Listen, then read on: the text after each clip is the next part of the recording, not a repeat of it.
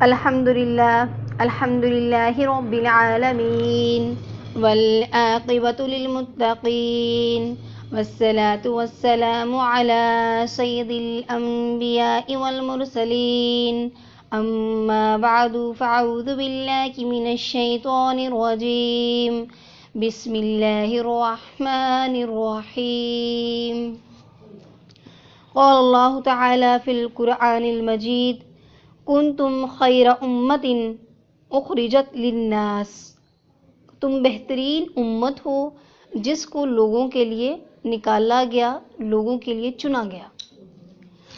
حضرت قلبی، امام قلبی رحمۃ اللہ علیہ اس آیت مبارکہ کے متعلق ارشاد فرماتے ہیں کہ اس آیت مبارکہ میں اللہ رب العزت نے امت محمدیہ کی، رسول پاک صلی اللہ علیہ وسلم کی امت کی فضیلت، بلندی اور برتری بتائی ہے دوسری امتوں کے مقابلے میں، کہ دوسری امتوں کے مقابلے میں رسول پاک صلی اللہ علیہ وسلم کی امت کیسی ہے۔ فرمایا دوسری امتوں کے مقابلے میں آپ صلی اللہ علیہ وسلم کی امت بہتر ہے، اچھی ہے، بلند ہے، برتر ہے۔ کیوں؟ اس کو لوگوں کے لیے نکالا گیا ہے۔ اب یہاں پہ لوگوں کے لیے نکالنے کا کیا مطلب ہے؟ تو اللہ رب العزت قرآن پاک میں ایک اور جگہ ارشاد فرماتے ہیں وَتَأْمُرُونَ بِالْمَعْرُوفِ وَتَنْهَوْنَ عَنِ الْمُنْكَرِ، کہ تم ایسی امت ہو جو کہ لوگوں کو برے کاموں سے منع کرتی ہو اور اچھے کاموں کی ہدایت کرتی ہو۔ یہ رسول پاک صلی اللہ علیہ وسلم کی امت کو پہلے بہتر کہا گیا، فرمایا گیا کہ تم ایسی امت ہو جو کہ لوگوں کو برائی سے روکتی ہو اور اچھے کاموں کا حکم کرتی ہو۔ اب دیکھیں، کوئی بھی چیز اگر ہم کہیں یہ چیز فلاں چیز سے بہتر ہے، اس میں یقیناً کچھ نہ کچھ خوبیاں ایسی ہوں گی جو اس سے زیادہ ہوں گی، ایسے ہی ہے، کچھ نہ کچھ خوبیاں ایسی ہوں گی جو کہ اس سے زیادہ ہوں گی یا اس سے اچھی ہوں گی۔ انہی خوبیوں کی وجہ سے کہا جاتا ہے کہ یہ چیز فلاں چیز سے اچھی ہے۔ اسی طرح سے رسول پاک صلی اللہ علیہ وسلم کی امت کے بارے میں، اس کی خوبی کے بارے میں بتایا گیا کہ تم جو دوسری امتوں کے مقابلے میں اچھی ہو، اس میں سے ایک خوبی بتائی گئی کہ ایک خوبی کون سی ہے تمہارے اندر۔ خوبیاں تو اور بھی بے شمار ہیں، لیکن ایک خوبی کا یہاں ذکر کیا گیا کہ تمہارے اندر ایک ایسی خوبی ہے جو کہ دوسری امتوں میں نہیں ہے۔ وہ کون سی خوبی؟ کہ تم لوگوں کو نیک کاموں کا حکم کرتے ہو، نیک کاموں کی ترغیب دیتے ہو، نیکی کی دعوت دیتے ہو اور برے کاموں سے منع کرتے ہو، برائی سے روکتے ہو۔ اب یہ خوبی اگر ہمارے اندر موجود ہی نہیں ہوگی، اگر یہ خوبی ہمارے اندر موجود ہی نہیں ہوگی تو ہم کیسے کہہ سکتے ہیں کہ ہم دوسروں سے افضل ہیں؟ افضل ہونے کی تو اور بھی بہت ساری خوبیاں ہمارے اندر موجود ہیں، لیکن اس کے باوجود ہم جب اپنے آپ کو افضل سمجھتے ہیں، جب امت محمدیہ کی افضلیت کی بات آتی ہے، جب امت محمدیہ کی برتری کی بات آتی ہے تو ہم بہت خوش ہوتے ہیں سن کے کہ ہم افضل امت ہیں، ہم برتر امت ہیں۔ لیکن جو افضل اور برتر امت کی خوبیاں بیان کی گئی ہیں ہم وہ اپنے اندر پیدا نہیں کرتے۔ کیا خوبیاں بیان کی گئی؟ کہ یہ امت برے کاموں سے روکتی ہے اور نیک کاموں کا حکم کرتی ہے۔ اب یہاں پہ ایک ہمارے ذہن میں ایک بات آتی ہے کہ ہم تو عالم نہیں ہیں، ہم تو حافظ نہیں ہیں، ہم نے تو بہت زیادہ دین کا علم حاصل نہیں کیا ہوا، ہم لوگوں کو کس طرح سے نیک کاموں کی دعوت دے سکتے ہیں، ہم کس طرح سے لوگوں کو برے کاموں سے منع کر سکتے ہیں؟ تو میری بہنوں، ایک بات اپنے ذہن میں اچھی طرح سے بٹھا لیں کہ ہمارا دوسروں کو نیکی کی طرف لانا اور لوگوں کو برائی سے روکنا، اس کے لیے ہمارا عالم ہونا ضروری نہیں ہے کہ ہمیں سارے کا سارا علم ہو تبھی ہم کسی کو منع کریں۔ ایک مرتبہ صحابہ کرام نے رسول پاک صلی اللہ علیہ وسلم سے عرض کیا، یا رسول اللہ صلی اللہ علیہ وسلم، ہم کسی بھی بندے کو کسی ایسی نیکی کا حکم نہیں دیتے جس پر ہم نے خود عمل نہ کیا ہو، اور کسی کو بھی ایسی برائی سے منع نہیں کرتے جب تک ہم خود رک نہ جائیں۔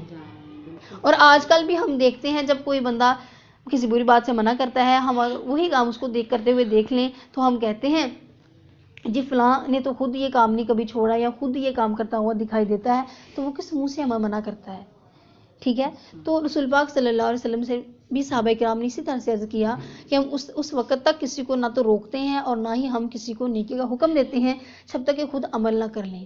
تو آپ صلی اللہ علیہ وسلم نے ارشاد فرمایا، نہیں، تم نیکی کا حکم بھی ساتھ ساتھ کرتے رہو اور برائی سے بھی ساتھ ساتھ منع کرتے رہو، کہ ساتھ ساتھ نیکی کی کوشش کرتے رہو، برائی سے روکنے کی کوشش کرتے رہو، اور ساتھ ساتھ اپنے مسلمان بہن بھائیوں کو، حتیٰ کہ کافروں کو بھی برائی سے روکتے رہو اور نیکی کا حکم دیتے رہو۔ اب یہ ضروری نہیں ہو سکتا ہے کہ کوئی نیکی کا کام ایسا ہو جو ہمارے اختیار میں نہ ہو، ہم نہ کر سکتے ہوں، ٹھیک ہے، اور کوئی برائی کسی کی مجبوری ہو، تو اس کا یہ مطلب نہیں ہے کہ کسی کو کوئی حدیث پتہ ہے وہ خود اس پہ عمل نہیں کر رہا تو وہ دوسروں تک بھی نہ پہنچائے، بلکہ علم کا علم کے متعلق یہ فرمایا گیا ہے، علم کی چند درجات ہیں۔ یہ علماء فرماتے ہیں کہ علم کے سب سے پہلا درجہ ہوتا ہے اس کو توجہ کے ساتھ سننا اور سمجھنا۔ جب اس کو توجہ کے ساتھ سن لیں، سمجھ لیں، اس کو یاد رکھیں، پھر اس پہ عمل کریں، پھر اس کو دوسروں تک پہنچائیں۔ جب ہم علم کی، دین کی کوئی بھی بات سنتے ہیں تو ہم پہ ضروری اور لازم ہو جاتا ہے کہ ہم اس پہ عمل بھی کریں اور اس کو دوسروں تک بھی پہنچائیں۔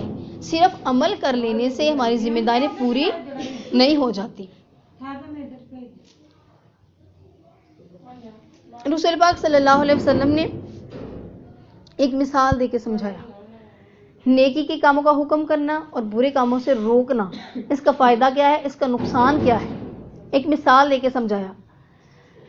ایک مرتبہ اللہ رب العزت نے اپنے ایک نبی کی طرف وحی کی، مثال میں بعد میں بیان کرتی ہوں، پہلے یہ واقعہ سناؤں کہ اللہ رب العزت نے اپنے ایک نبی کی طرف وحی بھیجی کہ میں تیری امت کے 60,000 بدکاروں کو اور 40,000 نیک کاروں کو ہلاک کرنے والا ہوں، یعنی ان پر عذاب بھیجنے والا ہوں۔ اب وہ نبی اللہ رب العزت سے یہ عرض کرتے ہیں کہ یا رب العالمین، بدکاروں کی بات تو ٹھیک ہے لیکن نیک کاروں کو کیوں ہلاک کر رہے ہو، نیک کاروں کو ہلاک کیوں کیا جا رہا ہے؟ تو اللہ رب العزت نے ارشاد فرمایا کہ ان کو اپنے رب کی نافرمانی کرتے ہوئے لوگوں کو دیکھ کر غصہ نہیں آیا، وہ لوگوں کی بہتری کے لیے نہیں اٹھے، انہوں نے لوگوں کو نیک کام کی ترغیب نہیں دی، صرف اپنی طرف ہی لگے ہوئے ہیں۔ تو میری بہنوں، آج کے دور میں صرف عمل کر لینا اور گھر بیٹھ جانا یہ کافی نہیں ہے۔ اگر آپ کسی کو برائی کی طرف دیکھتے ہو، کہیں پہ کوئی برائی ہو رہی ہے، کوئی برا کام کر رہا ہے، تو آپ کا فرض ہے اس کو روکنا، کیونکہ رسول پاک صلی اللہ علیہ وسلم کی حدیث مبارکہ ہے، جب ہم اپنی آنکھوں سے کہیں برائی ہوتی ہوئی دیکھیں، اپنی آنکھوں سے کہیں برائی ہوتی ہوئی دیکھیں تو ہمیں چاہیے کہ ہم اس کو اپنے ہاتھوں سے روکیں۔ اگر ہمارے اندر اتنی طاقت ہے کہ ہم اس کو ہاتھوں سے روک سکیں تو ہمیں چاہیے اس کو ہم اپنے ہاتھوں سے روکیں، اور اگر ہمارے اندر اتنی طاقت نہیں ہے، ہم کوئی کمزور شخص ہیں، تو ہمیں چاہیے ہم اس برائی کو زبان سے برا کہیں، زبان سے مذمت کریں کہ یہ جو ہو رہا ہے یہ غلط ہو رہا ہے، زبان سے کم از کم ضرور کہیں کہ یہ غلط ہو رہا ہے۔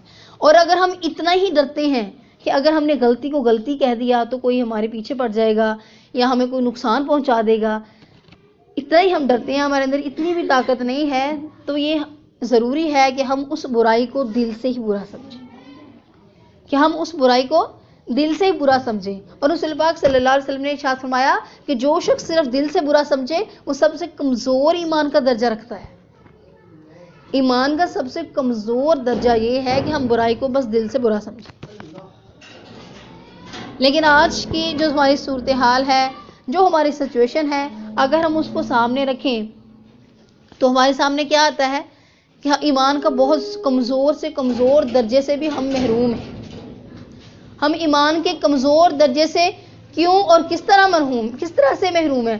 پلیز آپ توجہ اپنی ادھر رکھیے، جو بھی آتا ہے بیٹھ جاتا ہے اس کی طرف مت دیکھا کریں، اس نے ادھر ہی رہنا ہے، آپ اینڈ پہ اس کو دیکھ سکتے ہیں، ٹھیک ہے؟ تو ہم کس طرح سے اپنے ایمان کے سب سے کمزور درجے سے بھی محروم ہیں؟ کس طرح سے؟ اس طرح سے کہ آج ہم اپنی آنکھوں سے کہ برائی ہوتی ہوئی دیکھ لیں تو ہم دل کے اندر یہ کہہ رہے ہوتے ہیں، ہاں فلاں نے فلاں وقت میرے ساتھ بھی ایسا کیا تھا، اچھا اس کے ساتھ ایسا ہی ہونا چاہیے۔ کہتے یا نہیں کہتے؟ اپنے دشمنوں کے ساتھ برا ہوتا دیکھ لیں، کسی کے ساتھ بھی جس نے کبھی ہمیں کوئی تکلیف پہنچائی ہو اس کے ساتھ برا ہوتا ہوا دیکھ لیں، اپنے دشمنوں کے ساتھ برا ہوتا ہوا دیکھ لیں، بلکہ حتیٰ کہ آج کل تو یہ صورتحال ہے، ہماری کوئی ہمارا دشمن نہیں ہے، ہمیں اس نے کبھی برا بلا نہیں کہا، ہمارے خلاف کبھی اس نے کچھ نہیں کیا، کوئی لڑائی نہیں ہے ہماری، لیکن ہم اسے حسد کرتے ہیں، ہم کسی وجہ سے جلتے ہیں، وہ ہم سے زیادہ امیر ہے، وہ ہم سے زیادہ خوبصورت ہے، اللہ تعالیٰ نے اس کو ہم سے زیادہ دیا ہوا ہے، یا کوئی بھی ایسی بات جس کی وجہ سے ہم اسے حسد کرتے ہیں، تو ہم دل ہی دل میں جب اس کے ساتھ کچھ برا ہو تو ہم کیا کہتے ہیں؟ ہم کہتے ہیں ہاں اچھا اس کے ساتھ یہی ہونا چاہیے۔ کیوں یہ ہونا چاہیے؟ کیوں یہ ہونا چاہیے؟ کیونکہ ہمیں وہ پسند نہیں ہے، ہم دل میں یہ کہہ رہے ہوتے ہیں، مطلب ہم برائی کو دل سے بھی برا نہیں سمجھ رہے ہوتے. تو اب خود ہی اندازہ لگا لیں کہ ہمارا جو کمزور سے کمزور ایمان کا درجہ ہے کیا ہم اس پہ بھی ہیں یا نہیں. ہم اس سے بھی کہیں نیچے ہیں. یہ ہماری صورتحال ہے. اسی طرح سے رسول پاک صلی اللہ علیہ وسلم نے جو مثال دی جس کا میں نے پہلے ذکر کیا وہ میں سمجھاؤں گی کہ آپ صلی اللہ علیہ وسلم نے ایک جہاز کی مثال دی. پانی کے اندر ہوتے ہیں نا چلنے والے جہاز جن کو بحری جہاز بھی کہا جاتا ہے. کشتیاں بھی جن کو پہلے کشتیاں تھیں اب وہی ترقی یافتہ شکل میں بحری جہاز بن چکے ہیں. کشتیاں اب بھی موجود ہیں. اگر کشتی کے اندر بحری جہاز کے اندر دو منزلیں ہوں, ایک اوپر والی منزل ہو اور ایک نیچے والی منزل, کچھ لوگ نیچے والی منزل میں رہتے ہوں کچھ اوپر والی میں ہوں اور وہ سفر کر رہے ہوں. سفر کے دوران جب ان کو پانی پینے کی ضرورت پڑے, ان کو پیاس لگے, تو جو اوپر کی منزل کے لوگ ہیں ان کے پاس نیچے والے چلے جائیں پانی لینے کے لیے. اب نیچے والے سوچ لیں کہ ہمارے نیچے تو اتنا سارا پانی ہے, ہمیں کیا ضرورت ہے ہم اوپر لینے کے لیے جائیں, بار بار ہمیں اوپر جانا پڑتا ہے. ہم ایسا کرتے ہیں ہم اپنی ہی جگہ پہ سوراخ کر لیتے ہیں, نیچے سے پانی لیتے رہیں گے. اب ان کا یہ سوراخ کرنا ان کو نقصان پہنچائے گا یا نہیں؟ جب پانی کشتی کے اندر آ جائے گا کشتی ڈوب جائے گی. اب جو اوپر والے بیٹھے ہیں وہ یہ سوچے کہ خود ہی جو کرنا ہے کرتے رہے, یہ جانے ان کا کام, ہم نے تو ان کو منع نہیں کرنا.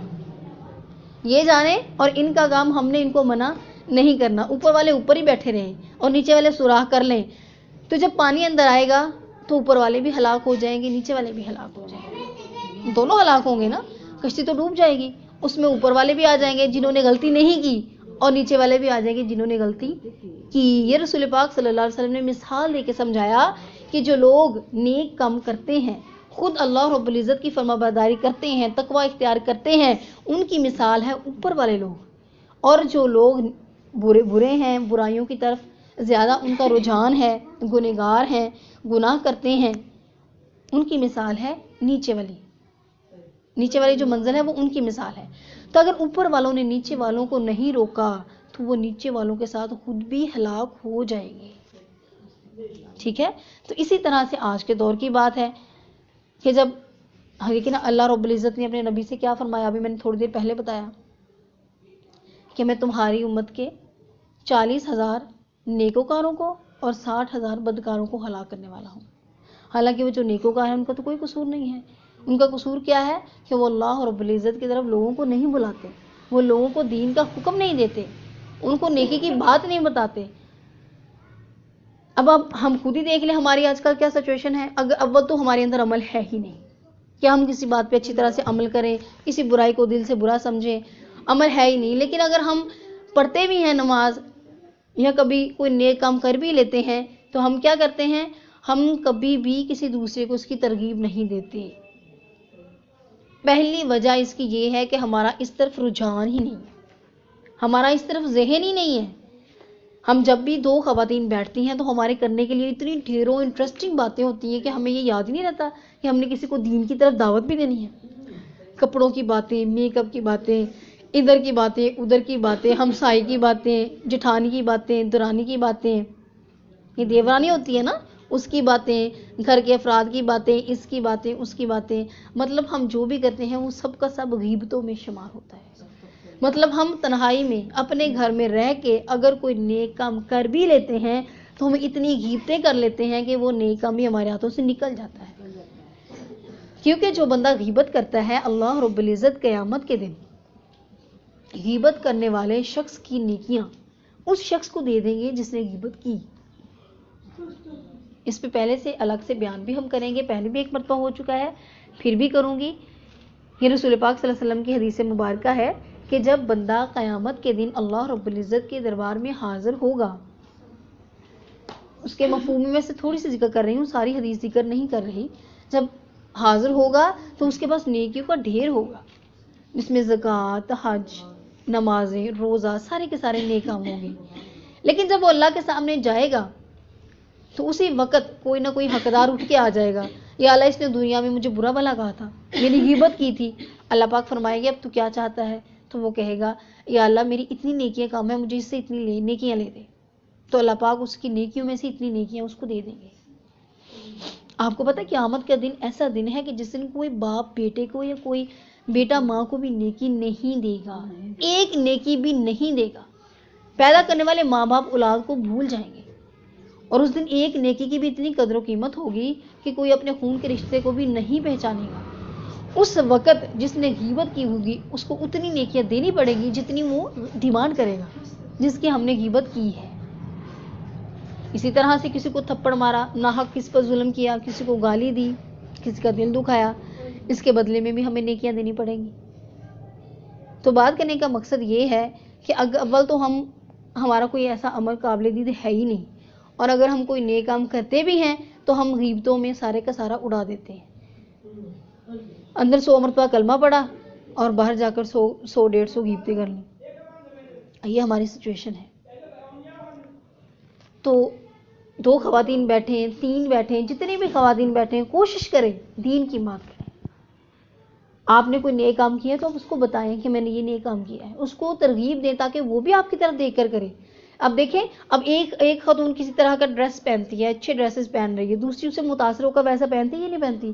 ایون یہاں تک کہہ دیتی ہیں ہمیں بھی اس طرح کا منگوا دیں، یہ کہاں سے ملتا ہے؟ ہاں جی، اور یہ بھی پوچھ لیتے ہیں ہم کہ یہ چیز کتنے کی ملتی ہے، کہاں سے ملتی ہے، پتہ کروا لیتے ہیں، کس نے کڑھائی کروائی ہے، کس نے سوٹ بنوایا، تو ہم کہتے ہیں ہمیں بھی بتائیں اس کا پتہ کیا، ہم نے بھی بنوانا ہے، ٹھیک ہے۔ اور ہم ہر طرح سے کوشش کر کے اس کے برابر آ جاتے ہیں نا کہ ویسے ہی ہم بھی سلوا لیتے ہیں۔ تو میری بہنوں، یہ انسان کی فطرت ہے، یہ کوئی بری بات نہیں ہے، یہ کیا ہے؟ انسان کی فطرت ہے۔ تو اگر ہم دوسروں کو اپنی نیکیاں بتائیں گے، ہم دوسروں کے سامنے نماز پڑھیں گے، دکھاوے کی نیت نہیں ہونی چاہیے، ہم نماز پڑھیں گے، ہم پردہ کریں گے، خواتین کی بات کر رہی ہوں، نماز پڑھیں گے، پردہ کریں گے، غیبت کو برا کہیں گے، برائی کریں گے غیبت کی، نیک کاموں کی ترغیب دیں گے، دوسرے کے فضائل بتا دیں گے، کسی کو کلمہ پڑھنے کی فضیلت بتا دیں گے۔ آج جو کچھ مجھ سے سن رہے ہیں یہی اپنی کسی نہ کسی سہیلی کو، کسی کزن کو، کسی بہن کو، کسی دیورانی کو، کسی جٹھانی کو، کسی ہمسائی کو، جس کے پاس بھی بیٹھنا ہو، آپ یہ باتیں اس کے سامنے دہرا دیں گے، اس کو بتا دیں گے۔ پھر آپ اگر خود نیک کام کوئی کر رہی ہیں، اس کا آپ کو کوئی فائدہ محسوس ہو رہا ہے، اس کو بتا سکتی ہیں کہ میں یہ کام کر رہی ہوں جس کا مجھے یہ فائدہ ہوا ہے۔ تو میری بہنوں، اس میں کوئی شک نہیں ہے اور کوئی ضروری نہیں ہے، میرے خیال میں آپ یہ سب بتائیں گی تو آپ کے ساتھ والی اس میں بھی آپ کا مقابلہ ضرور کرے گی، بالکل کرے گی نا، کیونکہ مقابلے کا رجحان ہی ایسا ہوتا ہے، وہ جس چیز کا بھی وہ ہر کوئی چاہتا ہے کہ ہم اس سے آگے ہوں۔ تو آپ کی وجہ سے کوئی شخص نیکیوں کا مقابلہ کرے، نیکیوں پہ لگ جائے، نیک کام کرے، کوئی ایک 5 وقت کا نمازی ہی بن جائے، تو میری بہنوں آپ کی نجات کے لیے یہ بات کافی ہے۔ کیونکہ جب کوئی بندہ مر جاتا ہے نا تو اس کے پیچھے جو اس نے دوسروں تک نیک باتیں پہنچائی ہوتی ہیں، جو نیک کاموں کی ہدایت کی ہوتی ہے، مثال کے طور پر اس نے کسی ایک کو نمازی بنا دیا، اس کی وجہ سے کوئی ایک بندہ نمازی بن گیا، اب وہ بندہ مر گیا، اب نماز پڑھنے والا جب نماز پڑھے گا اس کو اس کی ساری نمازوں کا اتنا ثواب اسے بھی ملے گا، اس مرنے والے کو بھی ملتا رہے گا، پھر اس نے جتنوں کو آگے نمازی بنا دیا ان کا بھی ثواب ملتا رہے گا، بندہ تو مر جائے گا لیکن نامہ اعمال جاری رہے گا۔ تو میری بہنوں، اور کوئی صورت نہیں ہے کہ ہم مرنے کے بعد بھی ہمارا نامہ اعمال جاری رہے، اس کی یہی صورت ہے، خیرات کریں، صدقہ خیرات کریں، اس کے علاوہ نیک کاموں کو پھیلائیں، ایسے کام چھوڑ کے جائیں، لوگوں کو ایسا بنا کے جائیں اپنے پیچھے، کچھ نہیں تو اپنی اولاد کی تربیت تو نیک کر سکتے ہیں نا، کہ ہمارے بعد وہ اللہ کا نام لے گی، دوسروں کو نیکی کی طرف بلائے گی، تو اس کا سارے کا سارا ثواب ہمیں ملے گا۔ ایک مرتبہ اللہ رب العزت سے حضرت موسیٰ علیہ السلام نے یہ سوال کیا کہ یا رب العالمین، کیا جزا ہے اس شخص کی جو کہ بندوں کو تیری طرف بلائے، نیکی کا حکم کرے اور برائی سے منع کرے؟ تو اللہ رب العزت نے ارشاد فرمایا کہ میں ایسے شخص کے ہر لفظ کے بدلے میں 1 سال کی عبادت کا ثواب لکھتا ہوں، اور میں اس کو عذاب دینے سے شرماتا ہوں کہ جو میرے لیے لوگوں کو نیکی کی طرف بلائے، نیکی کا حکم دے اور برے کاموں سے منع کرے، میں اس کو عذاب دینے سے شرماتا ہوں اور اس کے ہر لفظ کے بدلے میں 1 سال کی عبادت کا ثواب لکھتا ہوں۔ میری بہنوں، یہ کتنی بڑی بات ہے، 1 سال عبادت کرنا کتنا مشکل ہے، اب خود سوچیں ہماری کیا حالت ہے، ایک دن بیان سنتے ہیں، 1 ہفتہ نماز پڑھتے ہیں، بس ایسے ہے نا، ہفتہ 10 دن اثر رہتا ہے، اس کے بعد پھر ہماری وہی روٹین ہو جاتی ہے، کہاں سال پورا عبادت کرنا۔ ہم تو پورا ہفتہ نہیں کر سکتے. ہمارے ایمان اس درجے پہ ہیں، ہمارے ایمان کی جو بیٹری ہے نا وہ اتنی کمزور ہے کہ اگر ہر ہفتے اس کو چارج نہ کیا جائے تو ہم نماز بھی نہیں پڑھ سکتے. دیکھا نا، بیٹری جب بالکل نیو ہوتی ہے، اچھی ہوتی ہے، اس کی کیپیسٹی کافی زیادہ ہوتی ہے تو 4 دن تک نکال جاتی ہے. ایسے ہی ہے نا، موبائل کی بیٹری 2-3 دن تک نکل جاتی ہے. جیسے جیسے وہ کمزور ہو جاتی ہے، خراب ہونے لگتی ہے، تو کیا ہوتا ہے، اس کو ادھر چارج کیا، ادھر 2-3 گھنٹے گزرے نہیں وہ ختم، ادھر چارج کیا، ادھر 2-3 گھنٹے گزرے نہیں وہ ختم. تو ہم نے اپنی حالت بھی اس کمزور اور خراب بیٹری جیسی کر لی ہوئی ہے، وہ اپنے گناہوں کی وجہ سے، اپنے برے کاموں کی وجہ سے. رسول پاک صلی اللہ علیہ وسلم نے ارشاد فرمایا کہ جب کوئی بندہ برائی کرتا ہے تو اس کے دل پہ ایک نقطہ لگ جاتا ہے. جب وہ اس برائی سے توبہ نہیں کرتا، برائیاں کرتا چلا جاتا ہے، تو آہستہ آہستہ سیاہ نقطے لگتے چلے جاتے ہیں اور اس کا دل ایک دن ایسا آتا ہے کہ سارے کا سارا دل ہی سیاہ ہو جاتا ہے. اور جب دل سارے کا سارا سیاہ ہو جاتا ہے، اس میں خیر کی، نیکی کی کام کی طلب نہیں رہتی، جس طرح آج کل ہمارے ساتھ ہوتا ہے. ایسا ہی ہے نا، اب میں یہاں پہ بیٹھی ہوں، مجھے یقین ہے یہاں پہ جو خواتین بیٹھی ہیں ان میں بہت ساری ایسی ہوں گی جو نماز کے بارے میں بہت ساری احادیث جانتی ہوں گی، جن کو دین کی بہت ساری باتوں کا پتہ ہوگا لیکن وہ عمل نہیں کر رہی ہوں گی. ایسا ہے نا؟ اس کی وجہ کیا ہے؟ ہم عمل کیوں نہیں کرتے؟ ہمیں پتہ بھی ہے دین کی باتوں کا، ہم پھر بھی عمل نہیں کرتے. کیوں؟ کیونکہ ہمارے دل سیاہ ہو چکے ہیں. ہم نے اپنے دلوں کو اپنے گناہوں سے سیاہ کر لیا ہے. اب رسول پاک صلی اللہ علیہ وسلم نے جب یہ ارشاد فرمایا تو صحابہ کرام نے عرض کیا، یا رسول اللہ صلی اللہ علیہ وسلم، اگر ہمارے دل گناہوں کی وجہ سے سیاہ ہو جائیں تو اس کا کیا حل ہے؟ ہم کس طرح سے ان کی سیاہی کو دور کریں؟ تو آپ صلی اللہ علیہ وسلم نے ارشاد فرمایا، قبر کو یاد کرو اور تلاوت قرآن پاک کرو. یعنی قرآن پاک کی تلاوت کرو اور قبر کو یاد کرو. اگر یہ 2 کام کرو گے تمہارے دلوں کا زنگ اتر جائے گا. تو آج جو اتنے سال پہلے ہمارے نبی نے حل بتایا تھا، آج ہمارا بھی وہی حل ہے. اگر ہم وہ کریں گے تو ہی دین کی بات پہ عمل کر سکیں گے، تو ہی اللہ توفیق دیں گے دین کی بات پہ عمل کرنے کی. کہ ہم نے کیا کرنا ہے؟ تلاوت قرآن پاک کرنی ہے، ڈیلی کرنی ہے. اور ہم نے قبر کو یاد کرنا ہے، موت کو یاد کرنا ہے، آخرت کو یاد کرنا ہے. صرف قبر اور موت ہی ایسی چیز ہے جو کہ ہمیں ہماری صحیح اوقات یاد دلاتی ہے، اس کے علاوہ کچھ نہیں. جب انسان یہ سوچتا ہے نا کہ یہ جو دنیا کی چمک دھمک ہے، یہ جو پیسہ ہے، یہ جو گھر میں نے بنایا ہے، یا میں جتنی بھی ترقیاں کر رہا ہوں، یا میں جو کچھ بھی بنا رہا ہوں، یہ جو میرے پاس اتنے سارے زیورات ہیں، ایک دن ایسا آئے گا کہ میری آنکھیں بند ہو رہی ہوں گی، یہ ساری کی ساری چیزیں یہاں موجود ہوں گی اور میرے بعد ان چیزوں کو کوئی اور استعمال کرے گا. آج جس جگہ پہ ہم بیٹھے ہیں، اس گھر کے رہنے والے جس جگہ پہ رہ رہے ہیں، آج سے کئی سال پہلے یہاں کوئی اور رہتا ہوگا، یہ کسی اور کی جگہ ہوگی. اس سے پہلے یہ کسی اور کی ملکیت ہوگی، اس سے پہلے کسی اور کی ہوگی. آج جو یہاں رہ رہے ہیں، آج ان کی ہے، ان کے بعد یہ کسی اور کی ملکیت ہوگی. ٹھیک ہے، ان کے بچوں کی ہو جائے گی، اگر وہ بیچ دیں تو کسی اور کی ہو جائے گی. تو میری بہنوں، اس دنیا میں ہمارے پاس جو بھی کچھ ہے نا، وہ ہم سے پہلے کسی اور کا تھا اور ہمارے بعد کسی اور کا ہو جائے گا. ہمارا کچھ نہیں ہے. ہم اپنا وقت گزارنے کے لیے آئے ہیں، صرف وقت گزارنے کے لیے آئے ہیں. جیسے کوئی کرائے پہ مکان لے، کمرہ کرائے پہ لے، مکان کرائے پہ لے، اس میں چند دن گزارے اور چلا جائے. اسی طرح سے یہ دنیا ہے ہمارے لیے مسافر کرنا. ہم یہاں پہ وقت گزارنے کے لیے آئے ہیں، ہر چیز ہمیں دی گئی ہے. جیسے ہمارا وقت پورا ہوگا ہم سب کچھ چھوڑ کے واپس دے کے چلے جائیں گے. ہمارے یہاں کچھ نہیں ہے. جب ہمارا کچھ یہاں ہے ہی نہیں تو ہم ان چیزوں کی خاطر جو کہ ہماری نہیں ہے کتنی گناہ کرتے ہیں دن رات. اس لیے کرتے ہیں نا، ہمارا لالچ، ہمارا جھوٹ، ہمارا حسد، چوریاں، ڈاکے، یہ سب کس چیز کا نتیجہ ہے؟ حالانکہ اللہ رب العزت نے انسان کے ساتھ رزق دینے کا وعدہ کر رکھا ہے کہ اے میرے بندے، جب میں تمہیں دنیا میں بھیج دیا تجھے رزق میں ہی دوں گا. لیکن اللہ رب العزت نے بخشش کا وعدہ نہیں کیا، بخشش کا وعدہ نہیں کیا.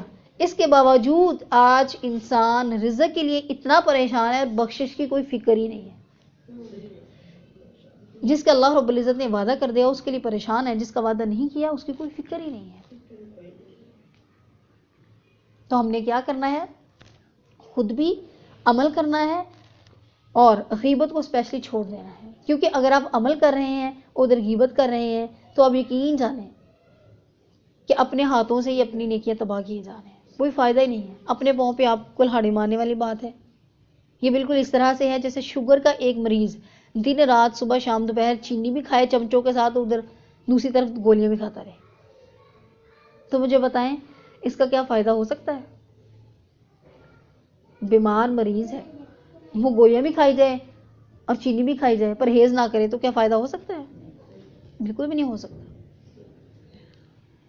تو اگر ہم یہ چاہتے ہیں کہ اللہ رب العزت ہمیں دنیا اور آخرت میں کامیابی نصیب کرے، تو ہم نے کیا کرنا ہے؟ خود بھی نیک کام کرنے ہیں اور دوسروں کو بھی اس کی ترغیب دینی ہے. ہم وہ امت ہیں جس کے بارے میں کہا گیا کہ ہم نیکیوں کا حکم کرتے ہیں اور برائیوں سے منع کرتے ہیں. اور میری بہنوں ذرا سوچو، جو دوسروں کے بارے میں غلط بتاتے ہیں، جو کسی پر بہتان لگاتے ہیں، اور پھر لوگوں کو دیکھنا، ہم نے کسی کی بری بات سن بھی لی ہے، فرض کریں وہ سچ بھی ہو تب بھی جائز نہیں ہے. فرمایا گیا کہ جو شخص کسی پہ پردہ ڈالے گا، کسی کے عیب کو ڈھانپے گا، اللہ رب العزت قیامت کے دن اس کے عیبوں پہ پردہ ڈالیں گے، اس کے عیبوں کو ڈھانپیں گے.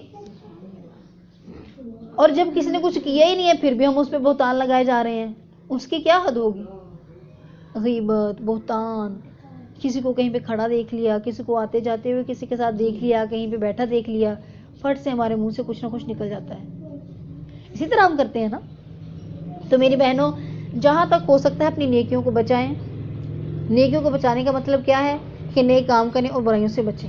برائیوں سے بچیں گے تو نیکیاں ہماری بچیں گی. اگر ہم غیبتیں بھی ساتھ ساتھ کرتے رہے، شوگر کے مریض کی طرح غیبتیں بھی ساتھ ساتھ کرتے رہے، نیکیاں بھی کرتے رہے، تو وہ مائنس پلس ہوتا رہے گا. جتنی برائیاں کر لیں، جتنی نیکیاں کر لیں، وہ ان میں سے مائنس ہو گئی، تو وہ ختم ہو جائے گی. ہمارا اس طرح سے کرنے کا کوئی فائدہ نہیں. اگر آپ بہت زیادہ نیک کام نہیں بھی کر سکتے، کم از کم گناہوں سے دور رہیں، تب بھی آپ کی نیکیوں کا پلڑا بھاری ہی رہے گا. ٹھیک ہے؟ تب بھی آپ کی نیکیوں کا پلڑا بھاری ہی رہے گا. تو اپنی ساتھ والی خواتین کو بجائے اس کے، میں یہ نہیں کہتی آپ کپڑوں کی بات نہ کریں، نہ میں یہ کہتی ہوں کہ آپ کسی چیز کا ریٹ نہ پوچھیں، نہ میں یہ کہتی ہوں کہ آپ ساتھ والی کو جو ہے وہ کوئی اپنی دل کی بات نہ بتائیں. آپ ضرور بتائیں، لیکن یہ یاد رکھیں کہ کہیں میں ان باتوں میں اتنی مگن تو نہیں ہو گئی کہ میں نے اس کو دین کی کوئی بات بتائی ہی نہیں، اور جو باتیں میں کر رہی ہوں کہیں وہ غیبت میں شمار تو نہیں ہو رہی. بس ان دو چیزوں کا دھیان رکھیں، اور پھر جتنی مرضی باتیں کریں، پھر اس پہ کوئی گناہ نہیں ہے. ایسی پابندی نہیں ہے کہ آپ نے بات ہی نہیں کرنی دوسرے سے. ٹھیک ہے؟ اب اسی کے ضمن میں ہم دیکھیں گے کہ ہم نے جب بھی کوئی بری چیز دیکھنی ہے، جب بھی کوئی برائی دیکھنی ہے، اس کو اپنے مطابق، اپنی طاقت کے مطابق روکنا ہے. اگر ہاتھوں سے روک سکتے ہیں، جیسے مثال کے طور پر چھوٹی سی مثال دوں گی، گھر میں کوئی بچہ برا کام کر رہا ہے، ماں کے اندر اختیار ہے، باپ کے اندر اختیار ہے، اس کو ہاتھوں سے روک سکتا ہے، اسے 2 تھپڑ بھی لگا کے روک سکتا ہے، اسے پیار سے بھی روک سکتا ہے، اس کے پاس پورا اختیار ہے، وہ روک سکتا ہے. اب وہ ہاتھوں سے روکے گا. اسی طرح سے ہم اپنی کلاس میں یا خواتین میں بیٹھے ہوئے ہیں، کوئی عورت کوئی برا مسئلہ بتا رہی ہے، غلط مسئلہ بتا رہی ہے، بری بات کر رہی ہے، ہم اس کو اپنی زبان سے روکیں گے. روک سکتے ہیں نا. لیکن اگر سامنے والا اتنا طاقتور ہے کہ وہ برائی بھی کر رہا ہے، اگر ہم نے اس کو روکا تو وہ ہمیں نقصان بھی پہنچا سکتا ہے، تو پھر ہم یہاں پہ کیا کریں گے؟ ہم اس کو دل سے برا سمجھیں گے. ہاں جی، لیکن ہم اس کو دل سے ضرور برا سمجھیں. کم از کم اتنا ضرور ہونا چاہیے کہ ہم اس بات کو دل سے برا سمجھیں. بنی اسرائیل کا ایک واقعہ ذکر کروں گی کہ رسول پاک صلی اللہ علیہ وسلم نے ارشاد فرمایا کہ بنی اسرائیل میں زوال کیسے آنا شروع ہوا. ایک تو ہوتی ہے نا بلندی، ایک ہوتا ہے زوال. بلندی کے مقابلے میں زوال آتا ہے، تنزل اور زوال. تو بنی اسرائیل میں زوال کیسے آنا شروع ہوا؟ بنی اسرائیل میں بھی کچھ لوگ ایسے تھے جو کہ برائیاں کرتے تھے، برے کام کرتے تھے. اب جو شخص کسی کو برا کام کرتے ہوئے دیکھتا، برا کام کرتے ہوئے دیکھ لیتا، وہ اس کو روکتا کہ تم یہ برا کام نہ کرو، لیکن اگلا بندہ باز نہیں آتا، رکتا نہیں تھا. اس کے باوجود روکنے والا اس کے ساتھ اٹھتا بیٹھتا، کھاتا پیتا، اس کو کوئی دشمنی نہ رکھتا. تو اللہ رب العزت نے فرما برداروں کے بھی اور نافرمانوں کے بھی دل ایک جیسے کر دیے. یعنی فرما برداروں کے دل بھی ایسے ہی کر دیے جیسے کہ نافرمانوں کے تھے. اس بات سے ہمیں کیا پتہ چلتا ہے؟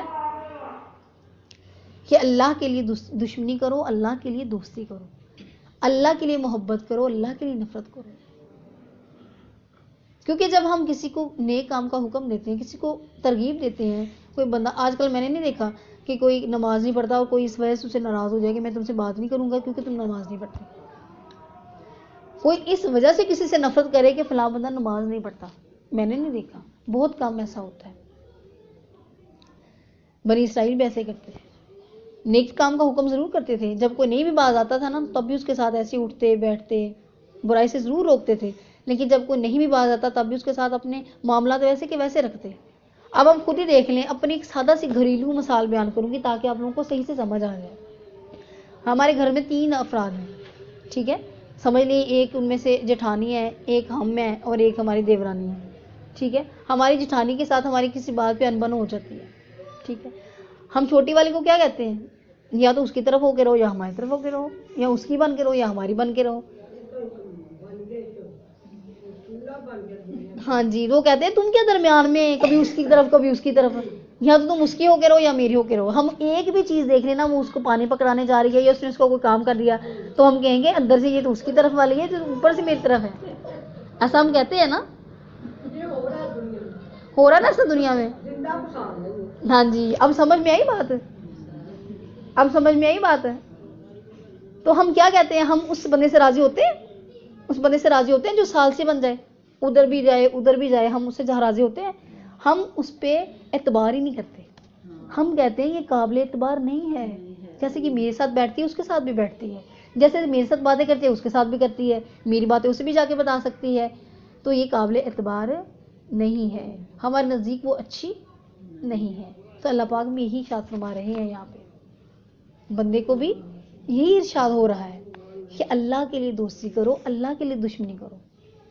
میں اقبال کا نا شعر، اقبال رحمۃ اللہ علیہ کا شعر پڑھ رہی تھی، کل نہیں آج ہی پڑھ رہی تھی. اس کا مفہوم یہ تھا کہ سجدے تو ہم اللہ رب العزت کو کرتے ہیں اور یرانے ہمارے شیطان کے ساتھ ہیں. تو قیامت کے دن ہم اپنی عقیدت کا صلہ کس سے مانگیں گے؟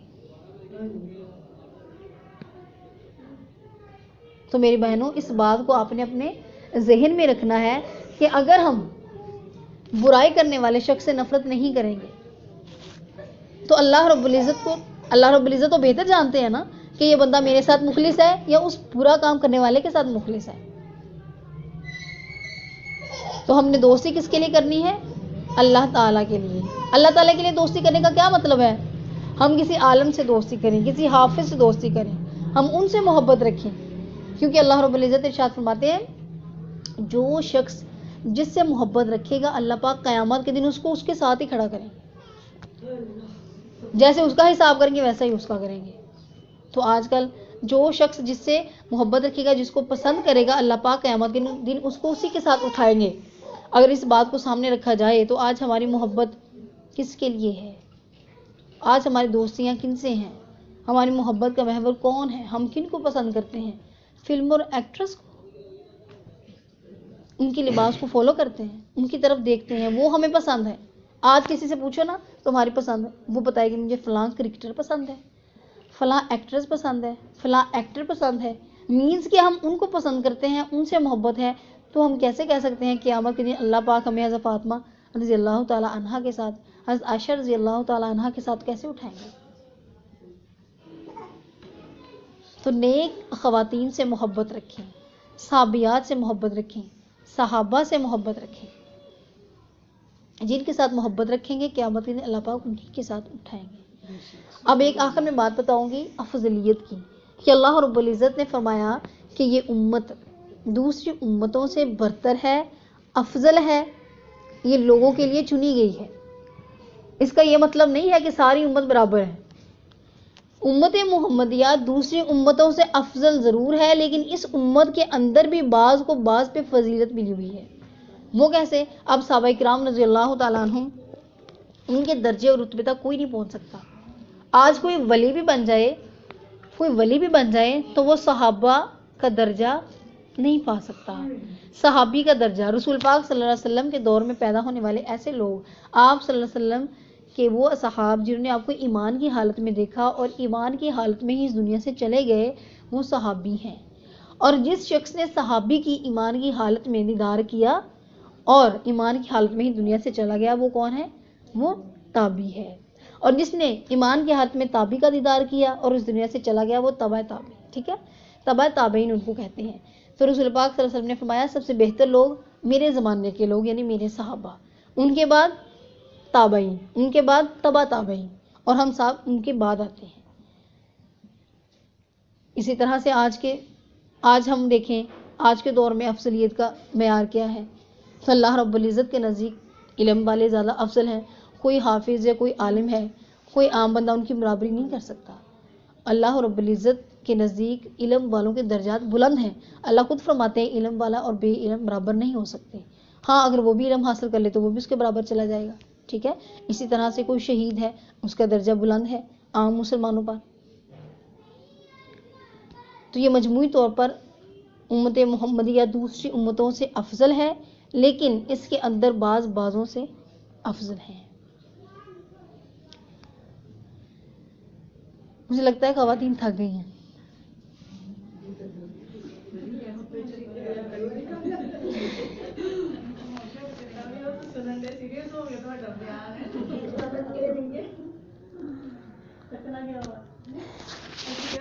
میری بات کی سمجھ آ رہی ہے؟ میرا بیان مشکل تو نہیں ہے؟ سمجھ آ رہی ہے نا میری بات کی؟ ہاں جی بالکل، صحابہ کے درجے پر کوئی نہیں پہنچ سکتا۔ آج کے دور میں کوئی ولی بھی بن جائے وہ صحابہ کے درجے پر نہیں پہنچ سکتا۔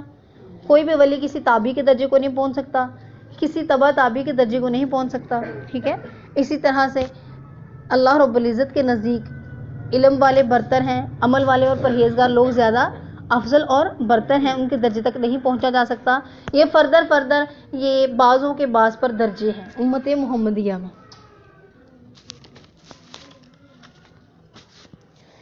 تو اللہ رب العزت ہم سب کو نیک کاموں کی ہدایت نصیب فرمائے اور اس پر عمل کرنے کی توفیق عطا فرمائے۔ ہم نے جو کچھ سنا اس کو یاد رکھنے اور آگے پہنچانے کی توفیق عطا فرمائے۔